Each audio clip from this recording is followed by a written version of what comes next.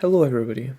The first match of this video is a guest match from Go Already, where I will be putting my commentary and critique over top of it. The second match of this video is one I recorded with no commentary over top, as I usually do. The Gaza-E is a mobile suit that I don't actually see many people talking about, which surprises me since it has quite a lot of unique strengths for 400 cost. Flight ability is very much limited in 400 cost, especially for ones which offer high speed transformations. It isn't just transform mobility which is high for this suit either, but also regular MS mode mobility. Its raw stats are on par with those of a general, and it even has the force injector skill on top of that. The speed of transform mode is great, but the tactical advantage it offers as support is pretty powerful as well. On maps like Supply Depot, you should take full advantage of this to take an elevated position to shoot down from.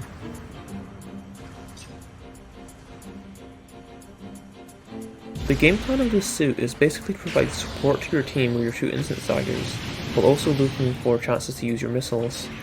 These have an awkward firing arc and travel speed, but landing a full clip of them can absolutely delete enemy suits.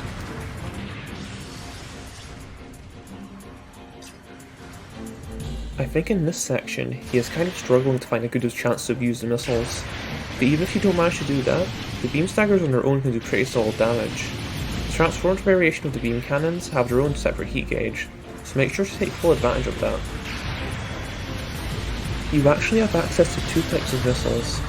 One of these is a cluster missile, which leaves behind a trail of continuous explosions. He didn't manage to hit many of them here, so the damage wasn't too high, but you can see that even a glancing hit like this was able to stagger the perched up gun tank.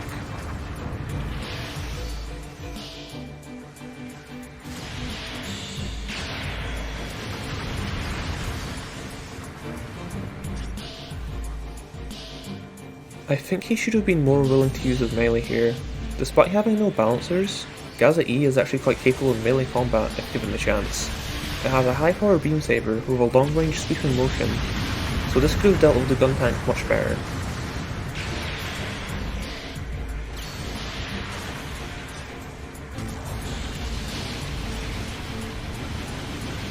Though you can see here that if an ally sets you up a little, doubling the MS mode missiles can easily delete a general. He didn't manage to secure the kill, but that Zuda was left with nearly no health left.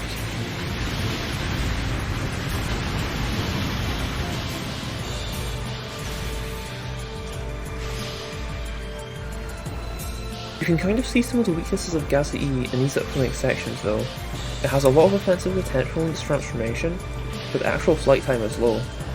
Its default thrust is only 60, and it only has 2 close range slots for enhancement. It can theoretically take 75 in total, but this would require you to unlock every single enhancement and then equip the all through Thruster's custom part.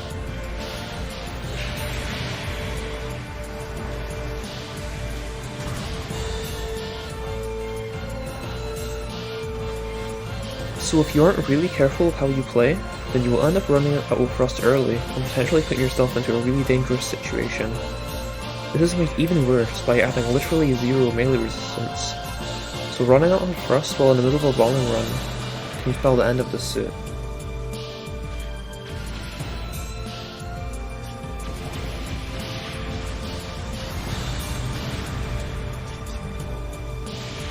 This was a very risky spot he was in right here, since he ran out of thrust, but thankfully the Raider didn't seem to notice, so he was fine. Still, it kind of reinforces what I'm saying about the low thrust. It means you have to be very cautious. If this was against a more attentive raid, he would have been dead for sure.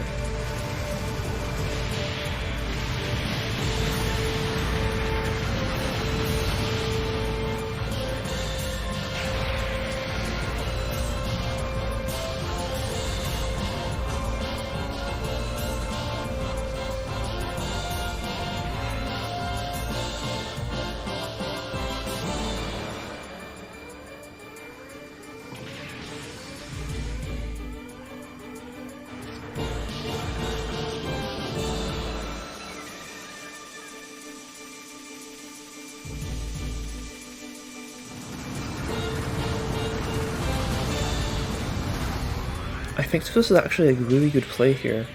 He used double stuns to restrain the enemy, which gave his allied Zuda the chance to heavy stagger him. This is basically the best situation for this suit. since it gives you time to unload all your missiles and basically guarantees the kill.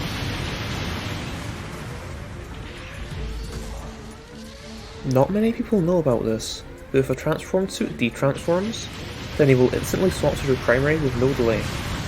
He swapped to his beam rifle before detransforming though, so he had to go through 1.5 second swap time it has. He could have potentially saved himself by using the instant swap and stunning the Pale Rider.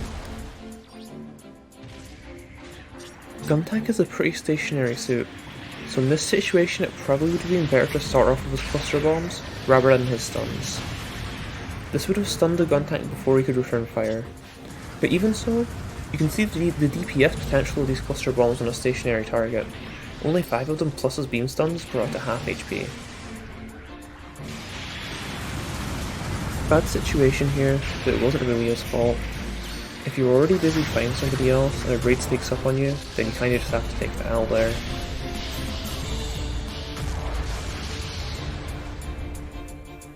In this situation, the bombing run against the Guntank went so much better. He managed to land the entire clip of missiles, which brought even a considerably durable suit like Guntank down to nothing. He also showcased the instant swap technique by detransforming, which allowed him to combo stun into melee to literally kill it in one combo. Looking for good situations to land a full clip of missiles in transform mode like this is the key to success of Gaza-E.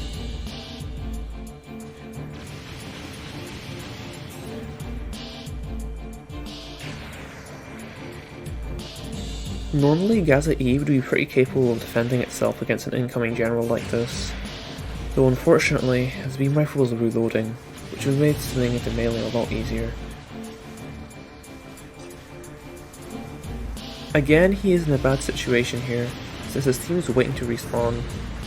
If it is against ranged attacks though, Gaza-E is actually pretty durable, so that brought him enough time for his team to come and help him.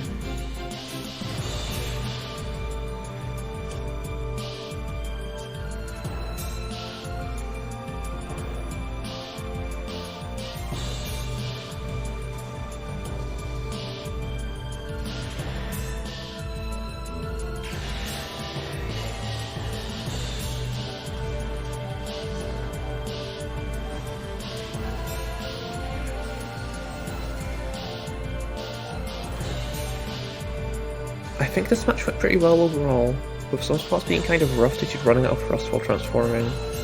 At the moment this is the big weakness of the Gaza-E, so perhaps in the future developers will buff it to a more suitable amount. Thanks for watching until the end of the commentating section. Now we will be moving on to some of my own gameplay without commentary.